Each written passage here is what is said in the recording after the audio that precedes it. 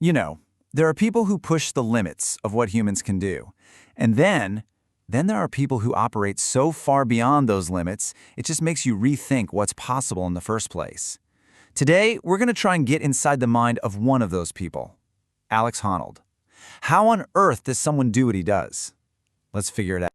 Okay, to even begin to understand Alex Honnold's world, we have to start with one single number, 0. That's how many ropes he uses, how many harnesses, how many safety nets. When he's free solo climbing, there is no backup. A single slip, a tiny mistake, and it's over. It's the absolute purest form of climbing and, of course, the most dangerous. And this wasn't just some wild idea. For decades, when people talked about free soloing the massive cliff face of El Capitan in Yosemite, the best climbers on the planet all said the same thing. It couldn't be done. It wasn't just hard, it was considered literally impossible. A barrier that was just too high for anyone to break. Which brings us right to the heart of the mystery, doesn't it? This isn't just about being a great athlete. It's about psychology, about fear, about focus. How do you convince your own brain to let your body perform when there is absolutely zero margin for error? So, before we can even begin to understand his mind, we first have to wrap our heads around the staggering physical reality of what he's actually doing. The scale of it is, well, it's kind of hard to comprehend. Let's try to put this into perspective. Back in 2017, he climbed the 3,000-foot sheer granite face of El Capitan. He did it in under 4 hours. Then you have him scaling the Taipei 101 skyscraper, that's 508 meters, in just 91 minutes. These aren't just climbs. They are massive, monumental achievements of precision, all done at heights that would terrify most of us. So, who is the person that can do this?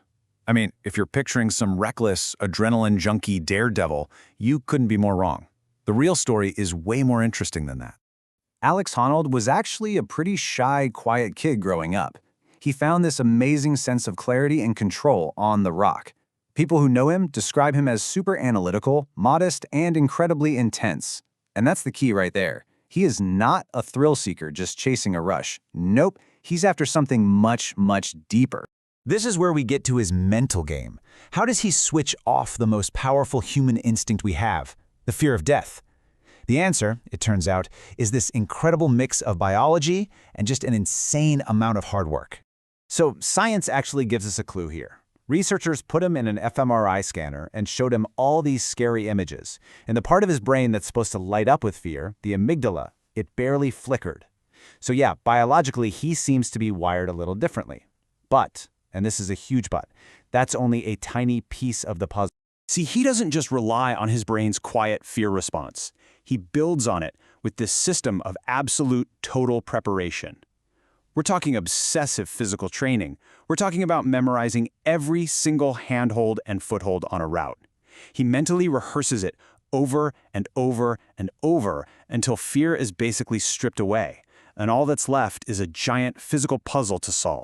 The whole point of all this prep work is to get into a state that psychologists call flow. It's that feeling of being so locked in, so focused, that everything else just vanishes. The noise, the cameras, the danger. For him, getting into that flow state isn't just a nice to have. The connection has to be absolute. And all of this preparation really gets to the heart of his motivation. If it's not about the adrenaline rush, then what's it all about? I mean, why even do it? This chart really nails the difference. A thrill seeker is all about chasing that rush. They're focused on the danger. But Honnold, he's seeking mastery.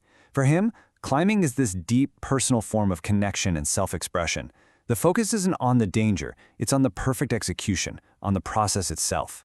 And a sports psychologist, Dr. Paul McCarthy, he puts it perfectly. He says climbers like Honnold are looking for a way to express themselves that has real meaning, and it's driven by 3 things. Autonomy, the freedom to choose your own path. Mastery, that deep desire to get better at something you care about. And purpose, feeling like you're part of something bigger than just yourself. And that whole purpose thing, it's not just talk. He actually started the Honnold Foundation, which supports solar energy projects all over the world. He uses his fame not to make risk look cool, but to actually encourage other people to find their own way of living with purpose.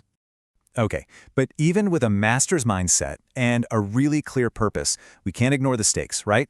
The risk is still absolute. And he's not the only one taking it. He fights back against that risk with just incredible diligence. This high level of conscientiousness means he prepares and he repeats over and over, getting ready for every single variable he can possibly control. It's the ultimate example of taking responsibility for your choices. And yet, there are always things you can't control. A sudden gust of wind, a piece of rock that comes loose, a bird flying by. In his world, those aren't just small annoyances. They are completely uncontrollable variables in a potentially fatal equation. And the risk goes beyond just him. Think about the companies like Netflix that stream these climbs. They are taking a huge moral and emotional gamble. They're basically walking that same high wire, trying to balance this incredible audience fascination with the very real potential for a live, public tragedy. So with all that external pressure, all that risk, what's actually going on in Honnold's head? After climbing Taipei 101, he said he felt more and more relaxed as he went up. He said, "Oh, this is so fun. This is why I do it. It was incredible." Right where we would feel absolute terror, he finds joy. So at the end of the day, his message, the one he shares, isn't about telling people to go climb without ropes. It's really a metaphor. It's about taking that same level of dedication, that same intense preparation and intention, and applying it to whatever challenges we're facing in our own lives. And that really leaves us with one final thought, a question for you. You don't have to scale a cliff to chase mastery. We all have our own vertical walls to climb, our own big challenges. So what's the El Capitan in your life, and what would it really take for you to master it?